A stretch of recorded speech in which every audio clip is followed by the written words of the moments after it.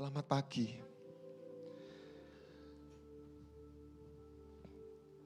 Tuhan tidak hanya Dia datang bukan hanya untuk memberi pengampunan. Misi Tuhan itu multidimensi. Dia juga datang untuk supaya orang yang percaya menemukan kehidupan. Menjadi manusia seutuhnya. Sebagian orang hidup hanya seperti jantan dan betina. Jadi makhluk fisik. Alkitab menyingkapkan manusia bukanlah makhluk fisik, punya jiwa, punya roh. Sebaliknya manusia itu makhluk roh. Punya tubuh dan punya jiwa. Kita tidak lahir hanya untuk hidup. Kita tidak lahir hanya untuk kerja. Tolong dicatat. Kerja itu tidak boleh berhenti hanya untuk dapat income. Kerja itu di dalamnya kita menemukan makna, arti, bahkan tujuan. Kita dipanggil menjadi makhluk spiritual. Oleh sebab itu kita tidak boleh berhenti melihat Yesus satu dimensi. Dia sungguh penolong yang baik. Dia juru selamat. Tetapi dia juga guru.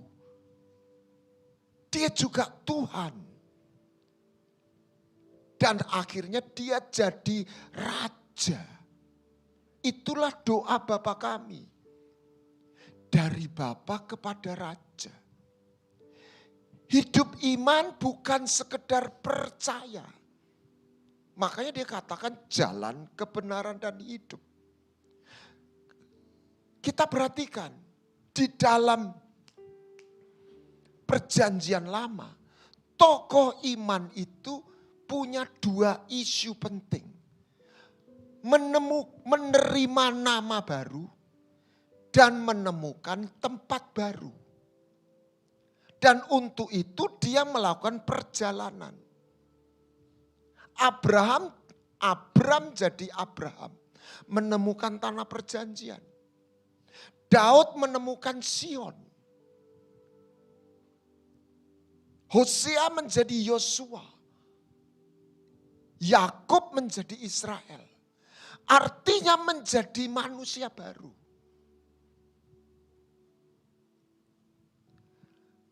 Cinta Tuhan itu dua jalur. Belas kasihan dan gairah.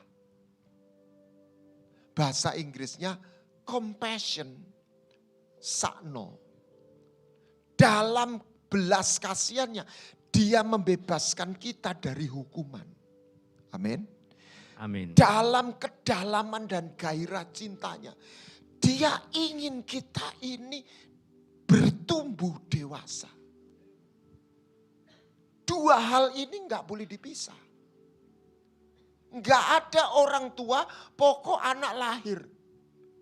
Memang anak lahir itu semua bersuka cita. Tetapi lahir bukan untuk lahir. Berhenti di situ. Semua orang tua merindukan anaknya besar bertumbuh. Enggak cuma hidup. Setuju? Setuju. Nah, apalagi Tuhan. Kalau Anda seorang pengusaha besar, punya anak, pasti ingin mewariskan perusahaannya kepada anak. Betul? Betul. Ini bukan cuma pengusaha besar. Tuhan itu konglomeratnya konglomerat. Dia raja. Dia ingin mewariskan kerajaannya kepada kita. Untuk itu kita mesti kenal dia sebagai guru. guru kehidupan. Itulah jadi murid. Jadi murid sama jadi orang percaya itu beda. Saya khawatir gereja kehilangan bahwa orang dipanggil percaya untuk jadi murid. Bukan hanya berhenti jadi jemaat. Jadi murid itu belajar. Belajar itu kalau benar, itu pasti ada progres. Dengan kata lain, kalau hidup rohani kita ini tahun demi tahun pancet, berarti kita tidak belajar. Ya kan? Betul. Kalau murid itu belajar. Murid itu saya sudah bagikan, bukan cuma percaya, ngefans. Tahu ngefans? Tahu. Kagum. Lah sudah kagum, pingin niru. Saya percaya Anda, Bapak Ibu percaya sama Tuhan. Tapi saya bisa katakan, belum tentu Bapak Ibu ngefans sama Tuhan. Kalau ngefans, pingin seperti dia.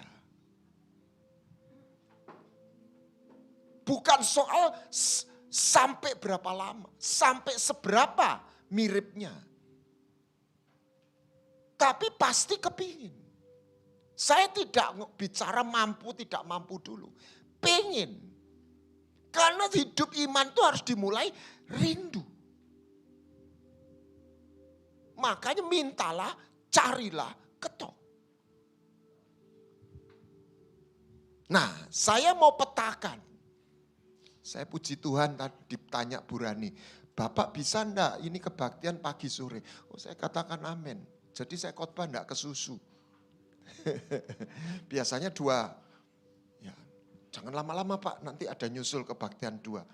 Ya, jadi saya minta izin rodok suwe didik kalau kebablas didik ya, minta maaf. Karena saya guru, saya mengajar. Oke. Lah lihat, Tuhan Yesus puasa 40 hari. Ya. Mengalami pencobaan, ujian. Saya renungkan, ini perlu difahami. Medannya, peta rohaninya. Yang saya terkejut, iblis itu tidak ngomong, kamu berbuat jahat, kamu nyuri, nyolongo. Enggak. Kita lihat. Ini dialog tingkat tinggi. Kalau bukan Tuhan Yesus bablas ini. Tuhan Yesus kan puasa 40 hari. Enggak makan. Bukan enggak makan 1 hari terus buka manunda. Enggak makan 40 hari. Ya. Lapar toh? Dia lapar bukan karena dugem. Karena melakukan kehendak Tuhan. Rohani loh. Lapar berarti punya kebutuhan. Tapi di padang gurun. Enggak ada KFC, McDonald, mie mapan, bakso, mie dok-dok, enggak ada. Dan dia penuh Roh Kudus. Tolong ditayangkan Matius 4. Saya banyak bicara ayat. Ayat 3 dan 4. Dan Tuhan Yesus, ayat 3 dulu. Tuhan Yesus penuh Roh Kudus, dengan kata lain sakti. Dia mampu mengubah batu jadi roti. Jadi iblis dia enggak nawari, memerintahkan melakukan hal yang jahat. Anda jangan pikir iblis itu hanya bicara, oh jahat, yang berbuat jahat. Enggak secetek itu. Dia itu bapaknya pendusta. Dia itu jebolan Siolimpai. Ya kan di sorga toh. Bikin perguruan sendiri namanya Butongpai. Gitu. Itu iblis. Ilmunya dari sorga. Dibelokkan jadi sesat. Ya kan? Di sini ada nubuat, sana ngeramal. Gitu. Mirip kan? Mirip. Kita harus tertantang. Iblis itu spiritual. Jangan sampai muridnya Tuhan gak ngerti. Dia punya kuasa. Lah kalau anaknya Tuhan gak punya kuasa. Kita kalau cinta sama Tuhan, jangan bikin malu Tuhan. Kan gitu. Oke, kita kembali ke situ. Matius 4 ayat 3. Nah, iblis tidak berkata, kamu nyuri, kamu bunuh. Kamu kan punya kebutuhan, lapar kan. Kamu kan mampu. Wow. Punya butuh. Buatan batu itu jadi roti. Logis enggak? Masuk akal enggak? Loh, betul enggak? Jahat enggak? Enggak. Betul. Masuk akal. Nah, jawabnya Tuhan ini keren. Lihat ayat 4. Ada tertulis, manusia bukan hidup oleh roti saja, tapi dari setiap firman yang keluar dari mulut Allah. Saya baca bertahun-tahun, berkali-kali. Tiba-tiba saya dapat petanya. Manusia tidak hidup, manusia sejati. Tidak hidup hanya digerakkan oleh kebutuhan. Tetapi harus digerakkan oleh kebenaran. Amin.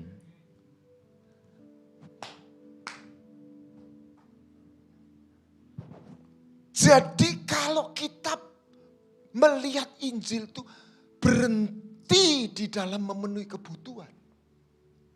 Kita tidak masuk dalam hakikatnya. Tapi tunggu dulu. Tuhan itu tidak mengabaikan kebutuhan. Tuhan itu peduli dengan kebutuhan kita. Amin. Tuhan menekankan, jangan takut, jangan khawatir. Apa yang kau pakai, apa yang kau makan, apa yang kau minum. Bapamu tahu. Tetapi tujuan hakikatnya Yesus tidak datang hanya untuk memenuhi kebutuhan. Yesus datang supaya orang percaya, mengenal kebenaran. Amin. Itu beda. Nah, di Amsal pasal berapa itu? Amsal 30 ayat 9. Tuhan jangan kasih aku kaya atau miskin. Nah ini menurut saya doa manusia biasa. Supaya kalau aku kenyang, aku tidak sombong menyangkalmu. Dan kalau aku miskin, aku mencuri. Jadi ada pepatah Jawa yang bagus. Beneri kalah sama butuh. Anda jangan ngomong kebenaran dengan tidak gampang. Beneri kalah sama butuh. Ada cerita. Kenapa kok menjual diri? Tuhan tidak marah. Tuhan, ya kebutuhan Pak. Saya kalau nggak jual diri, gimana saya hidup? Pernah dengar cerita itu? Benar. Iya, benar. banyak. Dan saya percaya di sorga. Tuhan dari sorga ketemu orang gitu enggak marah. Tetapi dia akan terhukum dengan dosanya. Bukan Tuhan yang menghukum. Jadi buat manusia biasa, bener kalah sama butuh. Siapa manusia model apa yang bisa hidup di mana dia kebenaran itu menguasai kebutuhan. Dan dia hidup ditopang oleh kekuatan kebenaran. Itulah Matius 6 ayat 33. Carilah dahulu kerajaan Allah dan kebenaran, maka kebutuhan itu akan datang. Ini prinsip.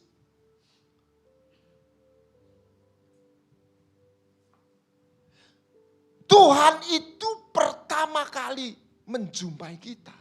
Itu titik temunya kebutuhan. Manusia ini dalam hidup ini, seluruh dunia itu digerakkan kebutuhan. Di atas kalau orang sudah kaya, kepentingan. Itulah dunia politik. Mereka bukan kekurangan uang. Tapi mereka punya kepentingan, kekuasaan, atau apa. Digerakkan kebutuhan dan kepentingan. Dan Tuhan ingatkan, itu semua dicari oleh bangsa-bangsa di dunia ini. Nah, coba kita pikir, apa martir itu kepingin mati? Enggak. Lalu kenapa mereka enggak nyangkal Tuhan? Karena buat mereka, saya lebih memilih setia dan benar daripada saya hidup tapi jadi pengkhianat. Betul enggak? Jadi prinsipnya kebenaran itu di atas kebutuhan. Saya enggak nuntut terlalu jauh. Mulai dari yang kecil. Kalau kita enggak latihan, jangan mimpi ketika pistol ditodong. Milih Yesus atau mati. Murtad, masal. Setiap pemilu Indonesia ini tegang. Indonesia ini kalau secara profetik, kalau saya bukan nabi, itu ada utang darah yang belum selesai. Jadi kalau tidak ditopang doa syafaat, sewaktu-waktu ada pertumpahan darah. Malaysia nggak punya. Anda lihat Malaysia bisa orang tawuran ya sudah selesai. Anda tahu nggak kerusuhan Ambon? Ceritanya dari mana? Sopir angkot tukaran. Masuk akal nggak? Sopir angkot berkelahi kok satu kota bisa bunuh-bunuhan. Karena memang ada utang darah yang kalau ada celah dia masuk. Sampit. Kalimantan. Peristiwa Mei 98. G30S. Berapa orang mati? Saya tidak bicara PKI-nya. Kalau orang PKI ini ternyata ditembak, itu bukan utang darah. Tapi yang saya bicarakan orang yang tidak tahu apa-apa tapi dibunuh. Itu namanya utang darah. Ada enggak? Jangan bilang ada, banyak orang Jawa Timur bilang. Saya ini orang Madiun. Saya waktu itu masih kecil. Tapi saya ingat situasinya itu. Itu utang darah. Saya enggak ke sana. Perhatikan, guru kita mengajar. Manusia harus belajar hidup digerakkan oleh kebenaran. Kebenaran. Waktu ibu saya, mama saya meninggal lebih dulu. Ini cerita agak personal. Satu hari saya datang ke Madiun ke papa saya. Sebelum saya bawa dia ke Surabaya. Beliau almarhum juga. Lalu ayah saya bilang begini.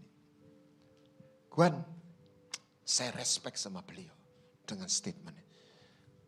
Ibu, mama saya meninggal. Sudah kira-kira 3-4 bulan atau 6 bulan saya lupa. Kalau papa menikah lagi gimana Guan? Saya diam sebentar. Saya ngomong, itu haknya papa. Saya nggak berhak melarang dong. Itu kan kebahagiaan dan hidupnya papa. Tetapi saya bilang itu, Cici nggak bisa terima. Kakak saya bukan mau buka, dia punya masalah dalam keluarga. Keluarganya bermasalah. Kalau papa menikah lagi, dia akan merasa papa ninggalin dia. Saya cuma ngomong gitu dan itu saya enggak mengada-ngada. Papa saya diem. Terus setelah itu dia ngomong langsung, baik Guan, papa enggak akan menikah lagi. Boleh enggak dia menikah lagi? Boleh. Berhak enggak? Berhak. Itu loh, duduk oleh gak oleh. Orang Jawa pinter loh. Ngono ya ngono nanging ojo ngono. Apa? Ya, itu ada saatnya. Bukan boleh, enggak boleh.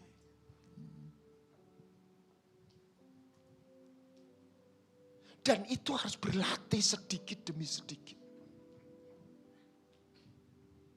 Anda kadang-kadang di kos itu ya. Kalau anak kos Mas ya, beli nasi goreng, diminta, itu enggak mau. Direbut, permisi, didoni. Itu egois, saya bilang itu. Mbok yo bagi. Ya kan? Loh itu hal kecil, tapi menunjukkan.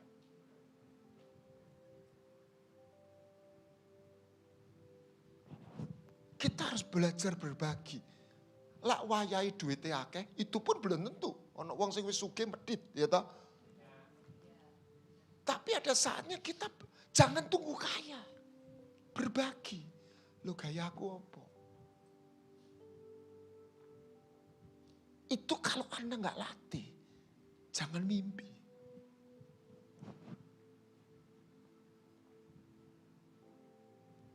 Kita harus belajar. Sedikit demi sedikit. Hidup digerakkan oleh kebenaran.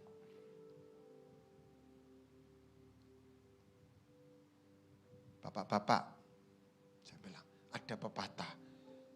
Jangan menikahi yang kamu cintai. Cintai yang kamu nikahi. Loh itu kebenaran. Halo. Cinta itu tidak boleh hanya perasaan. Karena ada saatnya istri itu mencekno gitu ya. Ya suami ya sering mencekno juga kan gitu ya. Lah kalau pakai perasaan susah. Halo bapak-bapak. Soalnya cinta dekat dari luar sana. Jadi harus belajar. Tidak hidup hanya perasaan. Tapi sebuah keputusan. Kalau tidak latihan, jangan mimpi. Banyak orang, yaitu menikahi yang kamu cintai. Saya tidak ngomong cinta itu. Ketok, kok ayu, kok cocok. Udah nikah lagi. Ya itu. Wah, saya pasti dapat dukungan dari ibu-ibu kalau ngomong gini ya toh. Tapi sekarang draw. Yang suka selingkuh bukan cuma bapak, ibu juga banyak sekarang. Sekarang banyak draw. Betul. Kalau zaman saya itu yang laki tok yang suka selingkuh ya toh. Saya itu punya dulu kaum muda pernah. Pastor, saya punya pacar itu 2. Lu saya enggak pernah bayangkan. Kalau zaman saya itu yang laki punya pacar 2, 3 gitu ya. Loh terus gimana ngaturnya? Ya saya atur pastor. Jumat yang apel si A gitu ya. Sabtu si B gitu loh. Saya itu godok-godok ya apa ini? Oke. Lihat pelajaran pertama. Manusia tidak boleh hidup dari kebutuhan. Siapa yang bisa hidup mengatasi kebutuhan? Manusia spiritual. Manusia biasa gak iso. Tak kasih tahu. Anda nggak dipanggil tidak boleh jadi manusia biasa. Tuh. Kalau kita hidup sebagai manusia biasa, pasti digerakkan oleh hanya kebutuhan.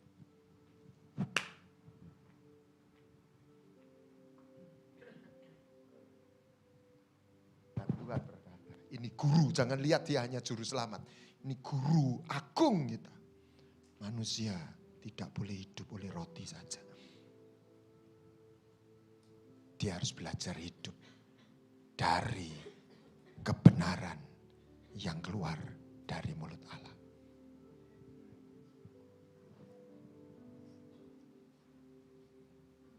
Kedua, ya,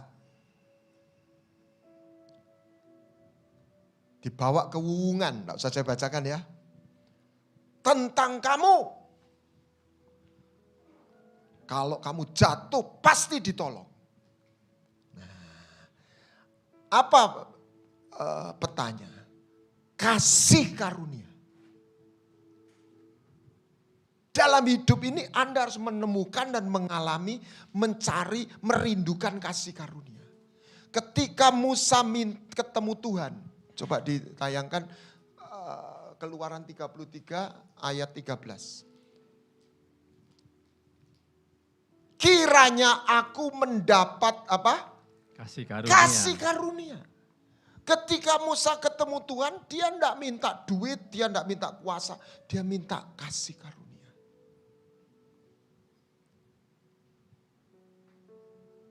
Ada orang sukses belum tentu mendapat kasih karunia.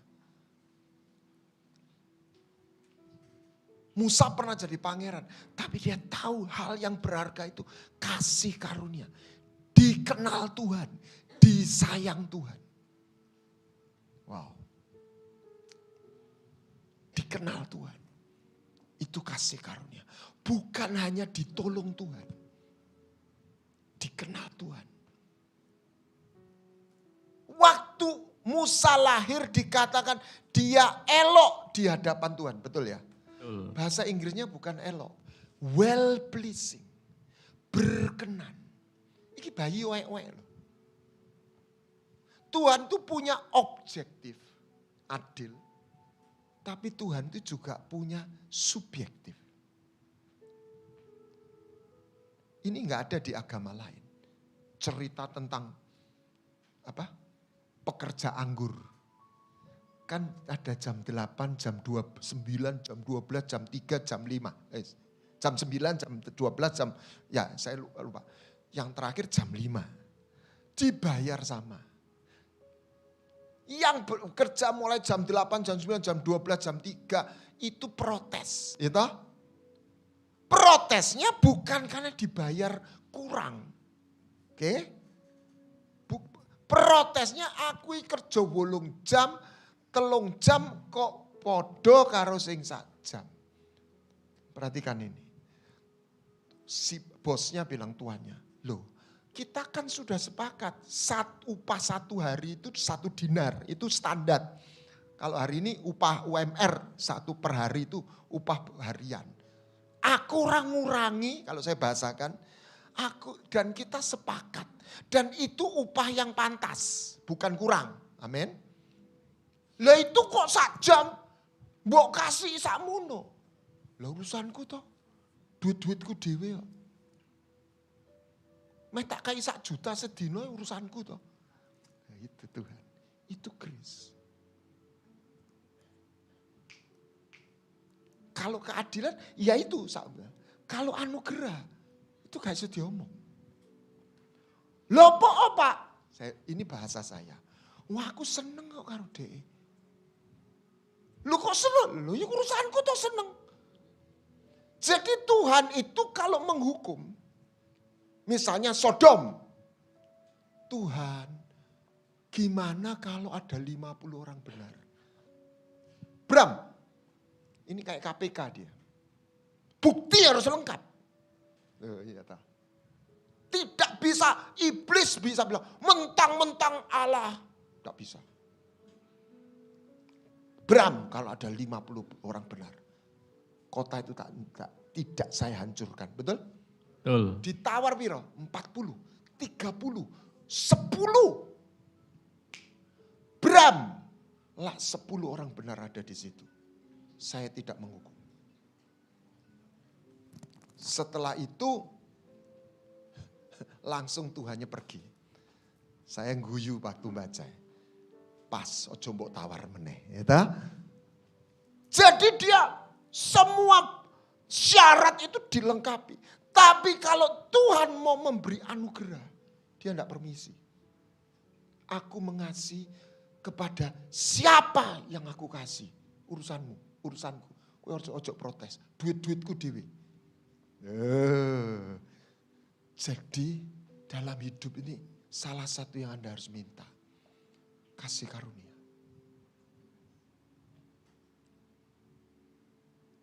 Dan itu tidak ada di agama lain.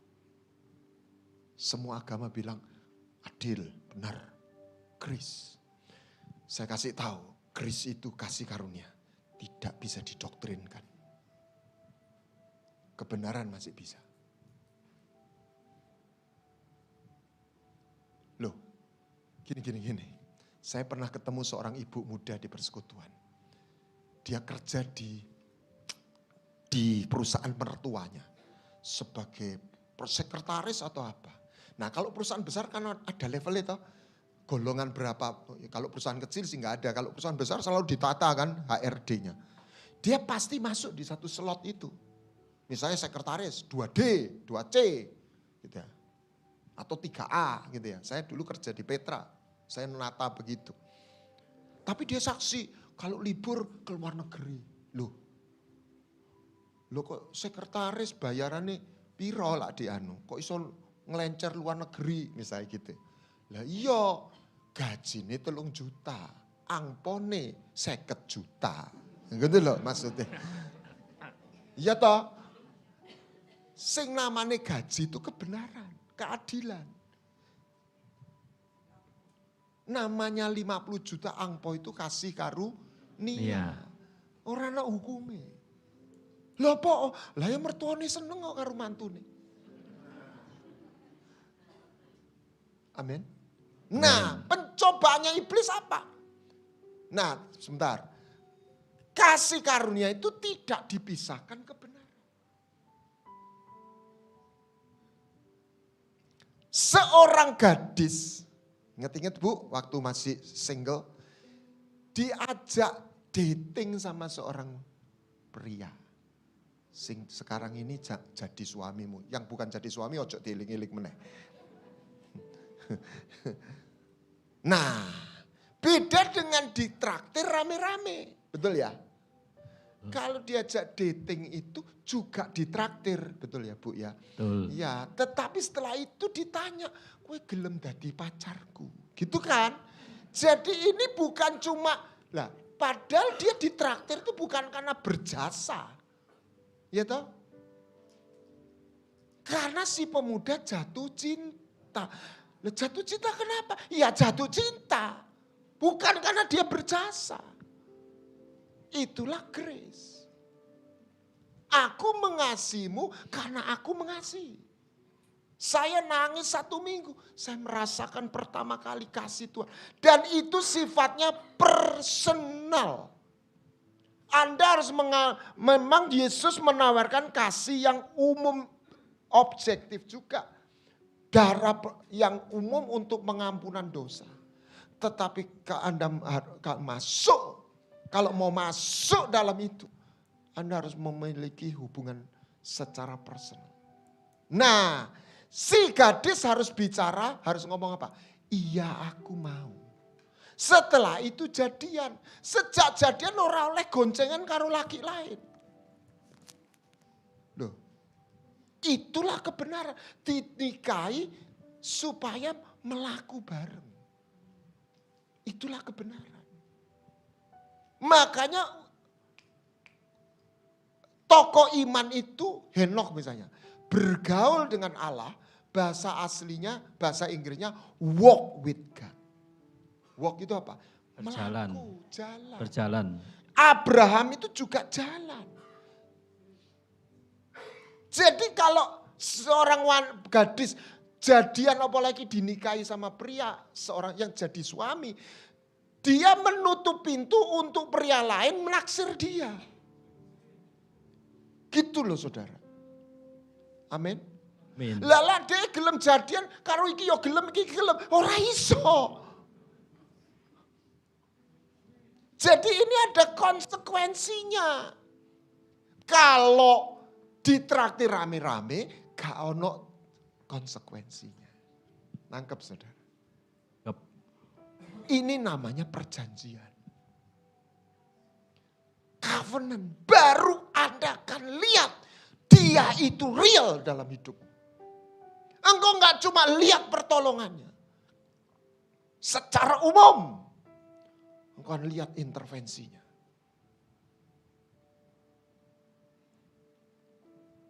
Apa yang disampaikan iblis bukan berbuat jahat. Memisahkan kasih karunia dan kasih. Dan kebenaran. Ora apa-apa dosa, ora apa-apa. Dia sayang sama kamu. Nanti gampang minta ampun sama Tuhan. Loh, ya oprek. Jadi itu mempermainkan kasih karunia.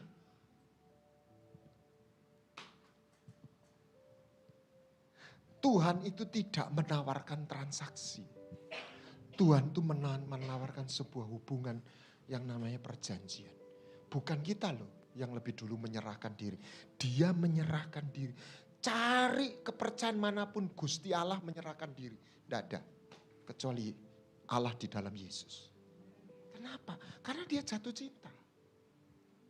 Saya tantang ibu-ibu. Kalau orang dikasih kebaikan, ya dia diberkati.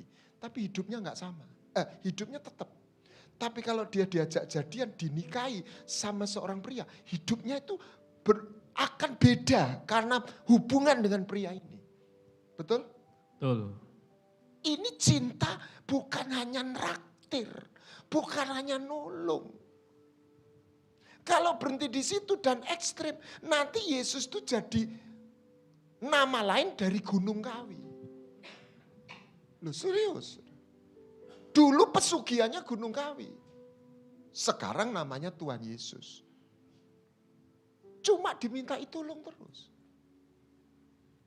Saya suka dengan istilah bahasa Jawa. Kulon derek. Derek itu ngikut. Bukan cuma percaya, mantuk-mantuk. Saya ikut. Ikut itu Anda harus rela kehilangan yang di belakang. Anda jalan di sini, Anda nggak bisa jalan di sana. Ya toh? Anda hilang, ibu-ibu Anda jadian sama seorang pria, Anda nggak kehilangan kesempatan jadian sama pria lain. Lagi itu ah. Terima kasih untuk betulnya. Itulah. Nah iblis bukan ngajari jahat. Kelihatan. Gak popo. Kuwi yo karo iki gak popo, karo kono yo gak popo. Lah kan gitu sih. Loh. Ya. Dia itu jago, saudara. Itu kalau orang biasa bablas. Ini pencobaannya iblis. Anda harus petakan ini. Jadi jangan mencobai. Karena dia setia, biarlah kita setia. Jangan tolak-tolak.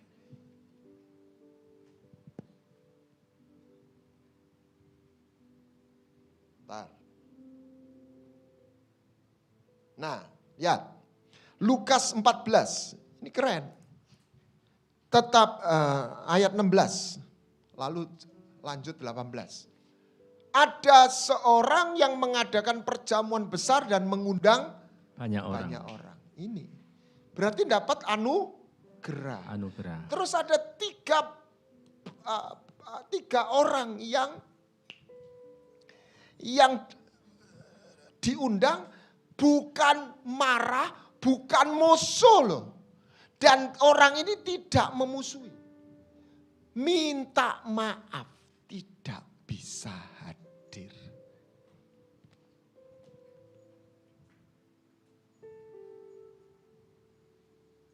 Dia tidak musuhan. Satu, aku baru beli ladang. Ini bicara bisnis. Enggak ada yang salah dengan bisnis. Tetapi dia memilih untuk tidak mendatang ke perjamuan. Dia menyia-nyiakan kasih karunia. Yang kedua, baru beli sepasang lembu. Ya, itu ada itu 18, ya 9. Pasang lembu. Ini bicara hobi gitu ya, misalnya itu. Karapan sapi gitu di Madura. Yang ketiga, aku baru kawin, soal asmara. Ya. Ada orang yang ninggalin imannya karena pacarnya. Karena suaminya, karena istrinya.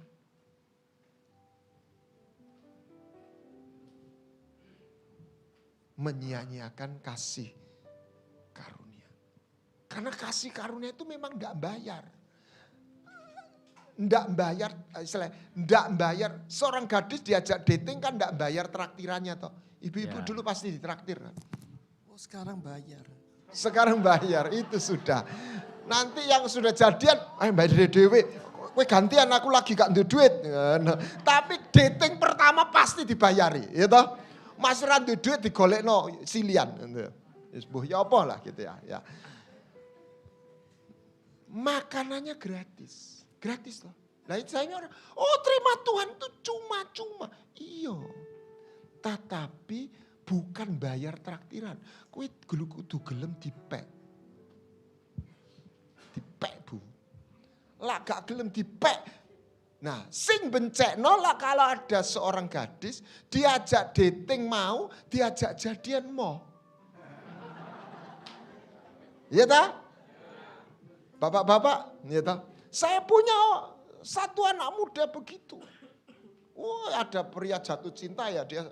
Terno aku kok di situ. Tapi jadian mau.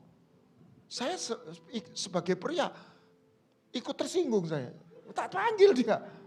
Kowe ya tak kandani ya. Kamu itu, dia itu suka sama kamu itu haknya dia. Tapi juga kamu berhak nggak mau sama dia. Tapi ojo mbok kon ngeter-ngeterno tapi kowe ora gelem karo dhek. Itu pelecehan saya bilang itu. Bapak-bapak dukung saya ya. Jangan rame-rame. Banyak orang Kristen seperti itu. Ditraktir Tuhan Yesus mau. Tapi dijak jadian moh.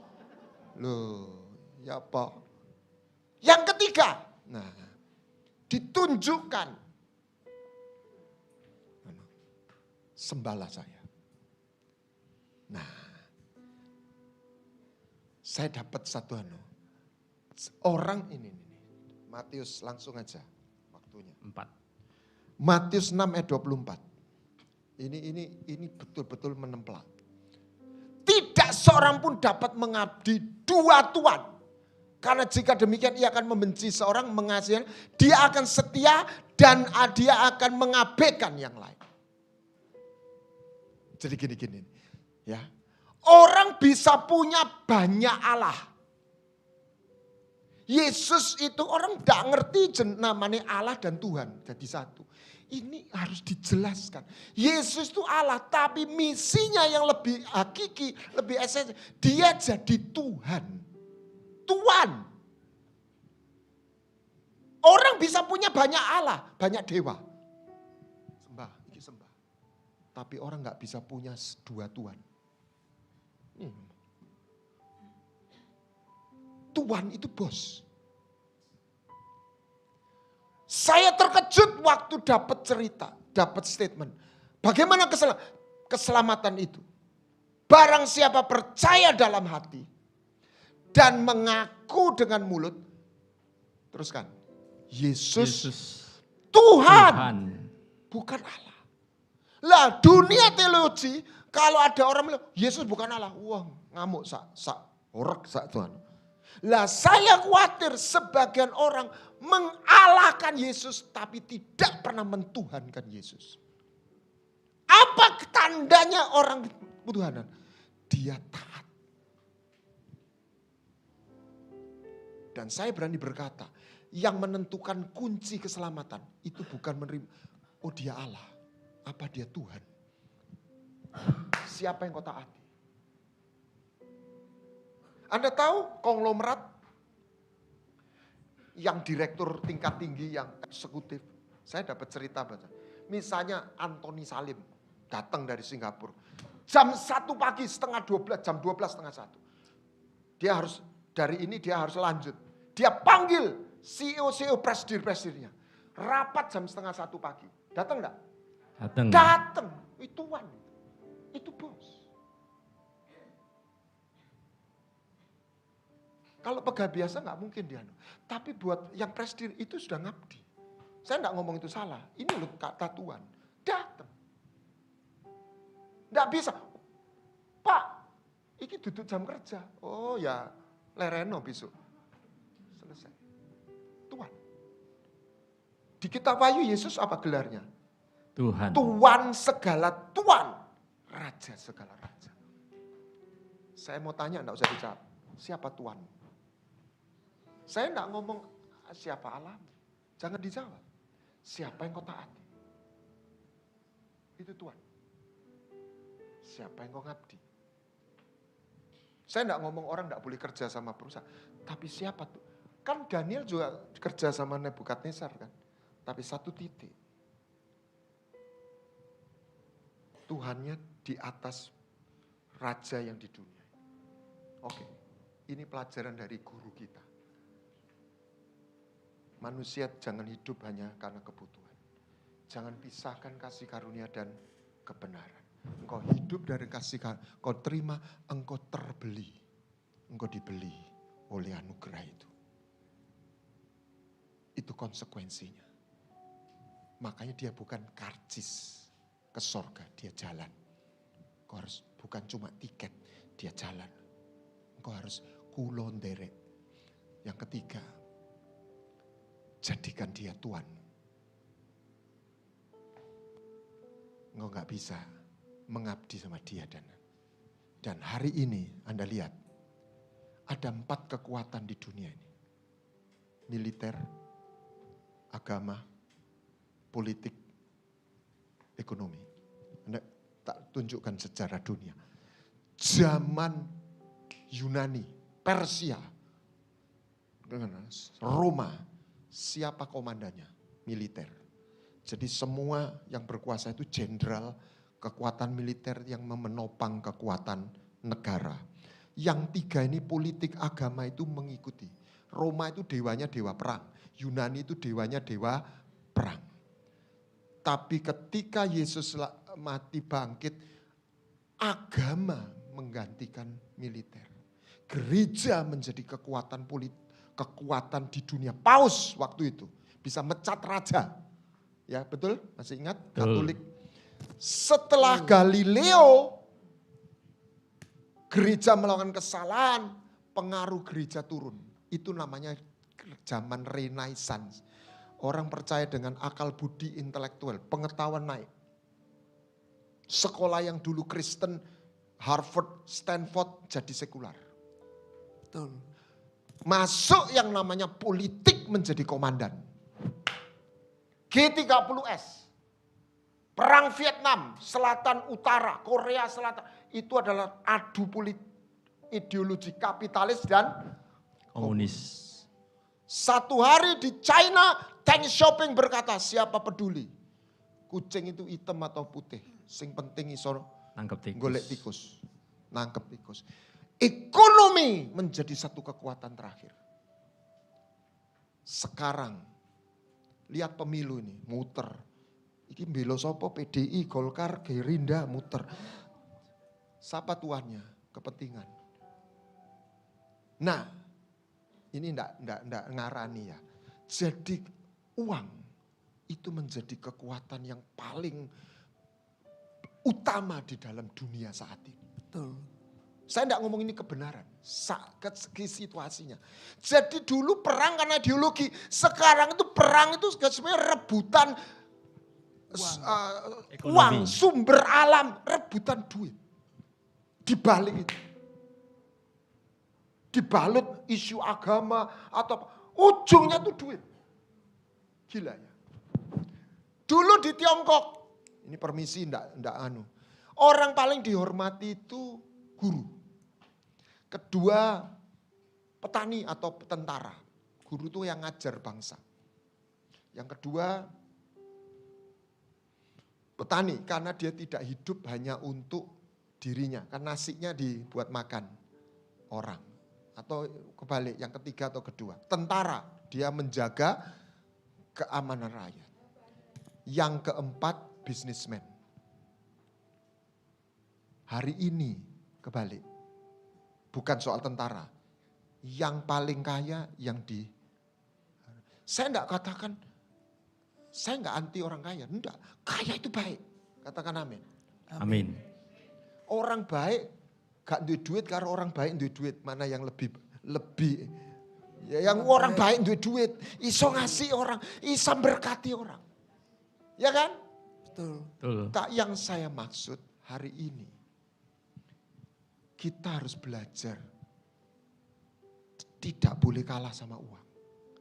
Tidak kalah sama uang itu 2. 1, tidak kekurangan uang. 2, tidak jadi hambanya uang. Betul. Harus 2. Cuma tidak jadi hambanya uang, tapi kekurangan duit ya. Ora iso. Gitu. Oke. Nah, ini yang terakhir. Sudah terlalu lama. Sudah 14 ini. Ya, ini guru, ini pelajarannya guru agung Yesus. Dia guru kehidupan. Ini jalan hidup. Saya enggak nyindir. 5. Sebab engkau I sing praises to your name. Oh Lord. Saya masih ingat, moga-moga saya salah. Terus nak. Kalau zaman saya, mungkin zamannya Bu Ursula, Pak Budi, di SMA, orang jatuh cinta, itu seneng ya seneng. Orang ndelok sugih apa ora sugih. Saya khawatir hari ini. Karena kekayaan itu begitu menguasai. Orang pacaran tuh apalagi didelok kowe sugih gak? Duit piro? Loh. Kalau dulu seneng, masih sing laki ya biasa, ya apa? Itu bisa Saya nggak ngomong semua. Tapi saya sudah amati. Jadi zaman ini berubah. Ini namanya roh. Di Jepang katanya orang itu dipelajari sampai kelas 4 baru ada ujian. Salah satu misalnya ngepel di kelas, tanggung jawab. Salah 2, dia harus belajar menghormati orang tanpa memandang sosial ekonomi.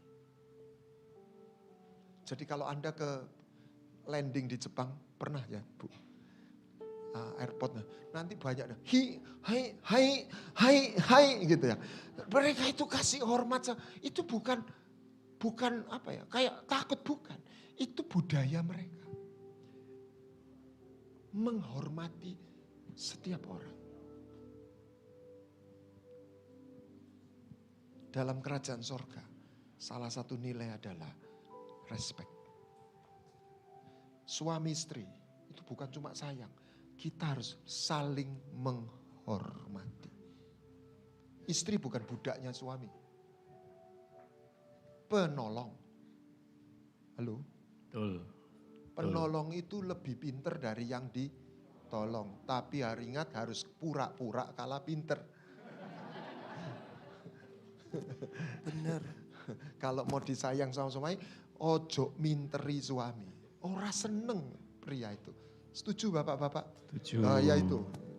Setuju. Kiranya Tuhan Yesus memberkati.